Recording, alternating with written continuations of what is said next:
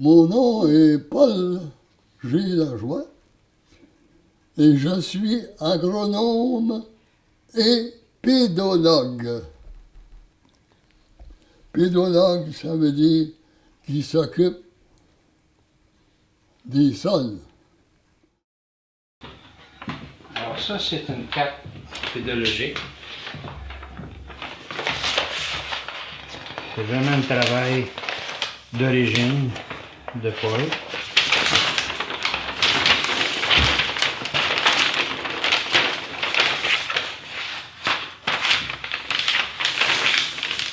Alors cette carte-là va de anciennement Pointe-Gatineau, l'île Cato. OK? Et elle couvre, mettons, jusqu'à Tursault. Vraiment, la carte nous amène à décrire un potentiel de production. Quels sont les défauts du sol? Comment on peut les corriger? Est-ce qu'ils peuvent être corrigés? Ça, c'est l'autre grande question. Et c'est là qu'a été, pour moi, la plus grande révélation des travaux de M. Lajoie, parce que avec la carte de sol, on pouvait déjà orienter adéquatement les producteurs en disant ben, cette culture-là n'est pas très adaptée à ce sol-là. Voici quelle autre culture peut être faite à la place et qui va donner les mêmes résultats.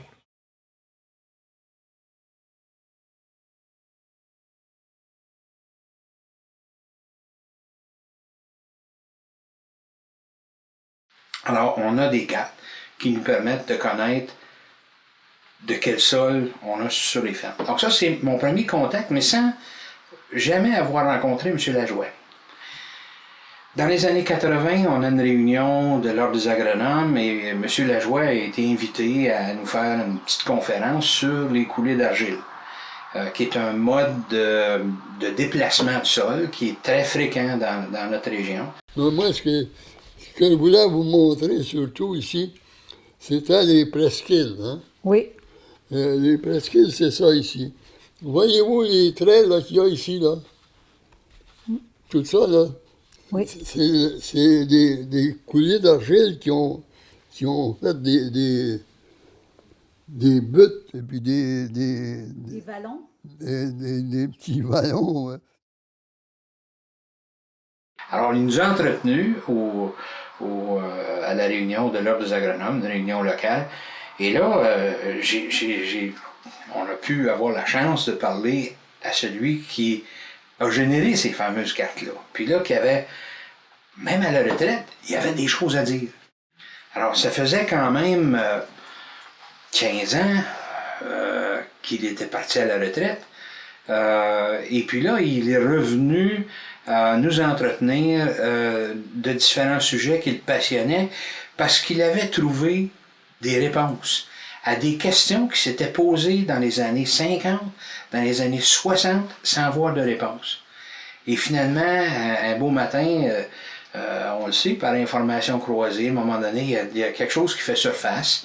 Et il y a eu, on pourrait appeler ça presque une illumination, où l'idée est devenue claire, limpide, et il s'est mis à vouloir en parler.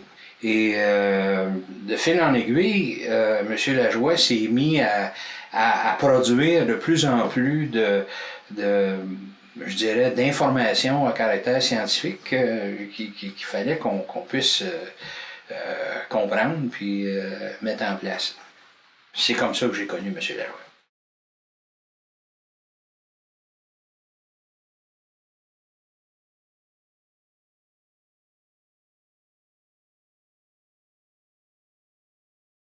À partir de 2005, il a voulu écrire sur les mouvements isostasiques et définir où étaient les fameux lits de la rivière des Outaouais, parce qu'il y en a eu 3 successifs pour arriver au lit actuel de la rivière des Outaouais.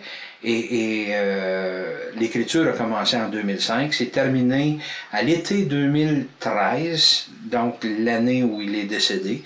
On peut dire qu'on les derniers travaux qu'on a fait ensemble, qui étaient principalement l'édition des cartes, ça a été fait en début de juillet de 2013. Le document qui fait un peu plus d'une cinquantaine de pages.